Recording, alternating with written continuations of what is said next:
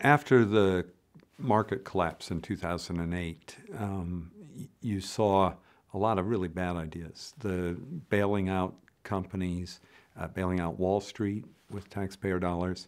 And the government said, we've got to do something because it's a crisis. Well, they didn't do anything that made it better. We still have high unemployment. We don't see our economy turned around.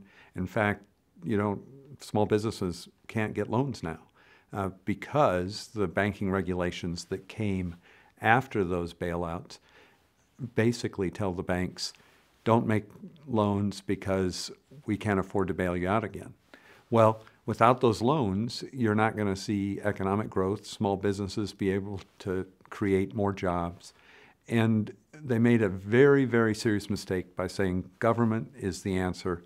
We're going to bail everybody out and come in and have the new jobs created with stimulus packages. Instead of going back to the basic principles of free markets and say, let's figure out what's wrong in the system, if it's too many regulations, if it's too much government, and if it's too much subsidy for securitized mortgages, and let's take that out of the system and then let the free market do its job. People will invest, they'll create more jobs. There are trillions of dollars sitting on the sideline in our economy waiting for government to get its act together, to say, we're going to trust you in the free market to be the ones that grow and increase and prosper and create the jobs that we need. We're not going to tax you more than your fair share. We're not going to regulate you out of business. We're not going to force you to spend money on things that you can't afford to spend money on. And we're not going to subsidize your competitor.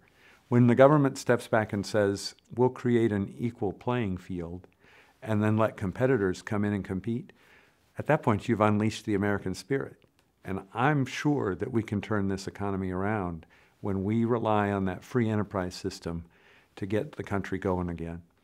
It was a bad mistake to have all of those bailouts. It set us on the wrong path. There were good members of Congress, like my congressman at the time, Mike Pence, who stood up and said, no, I'm not going to be for that, even when the president said, you have to. And I was proud of him for doing that. What we need are more people in Washington that understand if you get it right on fundamental principles of freedom and free markets, that'll be better for the country.